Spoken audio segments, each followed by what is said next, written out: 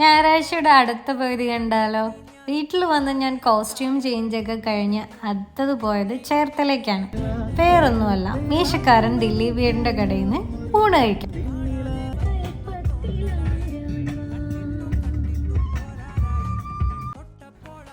അപ്പോൾ അവിടെ എത്തി ഞങ്ങൾ 3 പേരും ഓരോ മീൽസും പറഞ്ഞു. ഞാൻ പിന്നെ ഫിഷ് ഐറ്റമായിട്ട് ചെമ്പല്ലിയുടെ ഒരു കറിയും ഉണ്ട്.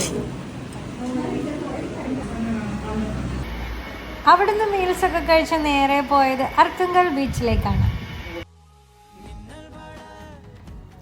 ബീച്ചിലിങ്ങനെ കുറേ നേരം തെന്നിപ്പാറി നടന്നതിന് ശേഷം ചെറുതായിട്ടൊന്ന് അർത്തുങ്കൽ ചർച്ച് കാണാൻ വേണ്ടിയിട്ട് പോയിരുന്നു. അത്രയേ ഉള്ളൂ എൻ്റെ സൺഡേ വിശേഷങ്ങൾ and day in my life.